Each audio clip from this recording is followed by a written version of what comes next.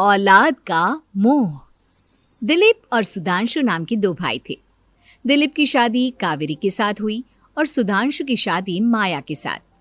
शादी के बाद दोनों भाई अपनी अपनी पत्नी के साथ खुशी खुशी रहा करते थे। दोनों भाइयों के परिवार एक ही घर में रहता था, साथ में खाना, साथ में घूमना। कुल मिलाकर दोनों भाइयों का परिवार खुशहाल परिवार था। कुछ सालों के बाद दिलीप की पत्नी कावेरी को एक बेटा हुआ। भैया, आज मैं बहुत खुश हूँ, चाचा बन गया हूँ मैं। हाँ भाई साहब, इस बच्चे के घर में आने से तो रौनक आ गई है। मैं सबको बताऊंगी कि मैं तो चाची बन गई हूँ, चाची। तुम दोनों कितने अच्छे हो। हमारे बच्चे के आने से ऐसे खुश हो रहे हो जैसे ये बच्चा तुम्हारा ही हो। बस भैया, अब आपका बेटा इस दुनिया में आ गया ना, हम भी कोशिश करेंगे कि हमारा भी बच्चा जल्दी से इस दुनिया में आ जाए। और फिर आपका और हमारा बच्चा दोनों मिलकर दिन भर घर के आंगन में खेला करेंगे। कितना मजा आएगा ना। सच कहती हो माया, मैं भी उसी दिन का इंतजार कर रही हूँ जब तुम्हारी भी गोद भर जाएगी और मेरे बेटे को एक छोटा भाई या बहन मिल जाएगी। 1 साल बीत जाता है। दिलीप और कावेरी का बेटा अब 1 साल का हो चुका था, लेकिन सुधांशु और माया की कोई औलाद नहीं होती। माया, लगता है कि हमारी जिंदगी में बच्चे का सुख ही नहीं है। ऐसा क्यों कहते हैं? दिलीप भाई साहब का बेटा भी तो हमारा ही बेटा है ना। तुम्हारी बात बिल्कुल ठीक है माया, लेकिन फिर भी हमारा खुद का एक बच्चा होता तो कितना अच्छा होता। हाँ, कावेरी भाभी भी हमेशा कहती हैं उन्हें अपने बेटे के लिए एक छोटा भाई या बहन चाहिए। लेकिन देखिए ना, हमारी तो किस्मत ही कितनी खराब है। हमारे तो सारे ट्रीटमेंट भी फेल हो चुके हैं। डॉक्टर ने भी साफ साफ कह दिया है कि तुम कभी माँ नहीं बन सकती। वही तो सुधांशु, बहुत बुरी किस्मत है हमारी। लेकिन माया, हम अपनी किस्मत को इतना क्यों कोस रहे हैं? हम दिलीप भाई साहब के बेटे को अपने बेटे की तरह ही प्यार कर सकते हैं ना। हाँ जी, बिल्कुल सच कहा। मैं भी वैसा कर सकती हूँ। चाची हूँ, उसे छोटी माँ का प्यार नहीं दूंगी क्या? कुछ दिनों के बाद दिलीप का एक दोस्त दिलीप से मिलने के लिए आता है। अरे क्या बात है दिलीप, बधाई हो बधाई। और घर तो काफी बड़ा है तुम्हारा। वैसे तुमने अपने बेटे के बारे में क्या सोचा है? भैया, और क्या सोचेंगे, बस उसे पढ़ा लिखा कर अफसर बनाएंगे, उसकी पढ़ाई पर खर्च करेंगे। अरे भाभी, आपकी तो इतनी सारी प्रॉपर्टी है, आपको किस बात की चिंता? ले देकर एक बेटा ही तो है। अरे नहीं दोस्त, तुम गलत समझ रहे हो। इस घर में मैं और मेरा छोटा भाई दोनों रहते हैं। इस घर का आधा हिस्सा मेरे छोटे भाई का है। अच्छा, कितने बच्चे हैं तुम्हारे छोटे भाई के? भैया, उनके साथ ना कुछ प्रॉब्लम है। मेरी देवरानी कभी माँ नहीं बन सकती। अरे फिर किस बात की चिंता? अरे मैं तो कहता हूँ अपने बेटे के भविष्य के बारे में सोचिए ही मत। बस ये घर उसके नाम करवा दीजिए। देखिए, आपके भाई का भी कोई बच्चा नहीं है तो सब कुछ आपके बेटे को ही मिलना चाहिए। लेकिन ऐसा करना क्या सही होगा? अगर उनका बच्चा नहीं है तो क्या हुआ?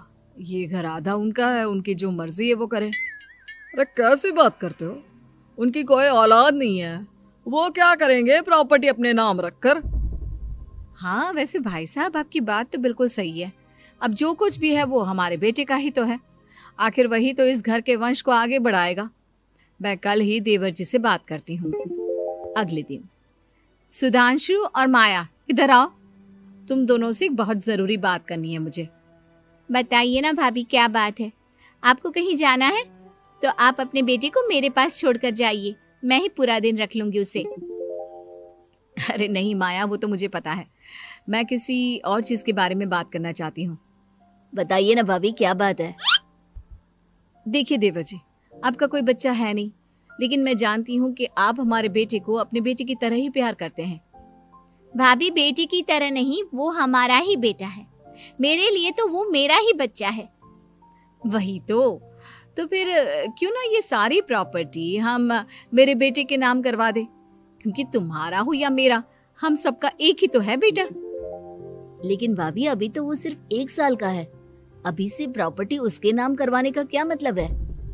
देखे देवर जी, जो काम जितना जल्दी हो जाए ना उतना अच्छा। आने वाले वक्त का क्या भरोसा। भाभी भरोसा क्यों नहीं, हम तो हमेशा आपके बेटे को माँ बाप की तरह ही प्यार करेंगे। हाँ, लेकिन फिर भी मैं चाहती हूँ कि ये सारी प्रॉपर्टी मेरे बेटे के नाम हो जाए। अब मुझे नहीं लगता तुम दोनों को इसमें कोई भी परेशानी होगी, है ना? भाभी वैसे तो आप जो कह रही हैं वो बहुत जल्दबाजी है, लेकिन फिर भी अगर आपको ऐसा लगता है तो ठीक है, कल ही प्रॉपर्टी के पेपर बनवा लीजिए, मैं और माया उस पर साइन कर देंगे। इस तरह से अगले दिन प्रॉपर्टी के पेपर बनवाकर सारी प्रॉपर्टी दिलीप और कावेरी के बेटे के नाम पर करवा दी जाती है। कुछ दिनों के बाद सुधांशु, सुबह सुबह ये कौन लोग आ गए हैं तुम्हारे घर पर? भैया वो ऊपर वाला कमरा खाली पड़ा था ना, सोच रहा था किराएदार रख देता हूँ। लेकिन किराएदार रखने से पहले आपने हमसे पूछा भी नहीं। भाभी इसमें आपसे पूछने वाली क्या बात थी, हमें एक ही कमरे की जरूरत थी, इसलिए सोचा दूसरा कमरा किराए पर दे देते हैं, कुछ इनकम हो जाएगी। अरे माया, ये सारी प्रॉपर्टी अब मेरे बेटे के नाम पर है और यहाँ पर जो कुछ भी होगा उसके लिए तुम्हें मेरी या दिलीप की परमिशन तो लेनी पड़ेगी ना। हाँ सुधांशु, तुम्हारी भाभी ठीक ही तो कह रही है। अब देखो, तुमने खुद अपने हाथों से ये प्रॉपर्टी हमारे बेटे के नाम की है, वह अभी बहुत छोटा है, तो इस घर से रिलेटेड सारे फैसले तुम्हें हमसे पूछ कर लेने चाहिए। भाभी हमें तो लगा था कि आप हम लोगों से बहुत प्यार करती हैं, लेकिन आप तो हमारे साथ भेदभाव करने लगी। अरे, इसमें भेदभाव करने वाली क्या बात है? और मैंने कौन सा तुमसे कुछ गलत मांग लिया? अरे ले देकर मेरा बेटा इकलौता इस पूरे वंश का वारिस है, सब कुछ उसके नाम है। तुम्हें इस बात से जलन क्यों हो रही है? भाभी माया को जलन नहीं हो रही, वो तो बस ऐसे ही कह रही थी। सब जानती हूँ मैं, इसकी खुद की तो कोई औलाद पैदा नहीं हुई, बस इसीलिए जब देखो तब मेरे बेटे पर बुरी नजर डालती रहती है।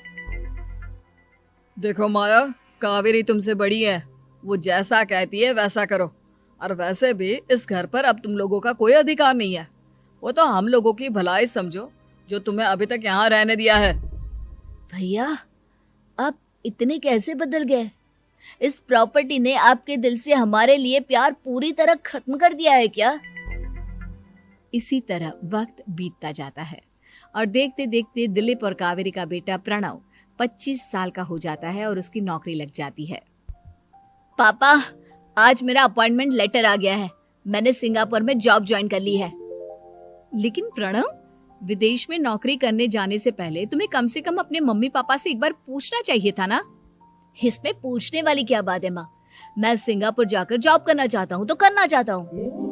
देखो प्रणव, हमने तुम्हारे लिए इतनी सारी प्रॉपर्टी यहाँ पर रखी हुई है, उन सब का क्या होगा? यहाँ रहो, बिजनेस करो। सॉरी पापा, मैं यहाँ रहकर कोई बिजनेस नहीं करने वाला, और ये जितनी भी प्रॉपर्टी आपने मेरे लिए संभाल कर रखी है ना, ऐसे ही किसी को दान में दे दीजिए, क्योंकि मैं सिंगापुर से वापस इंडिया आकर कभी नहीं रहने वाला।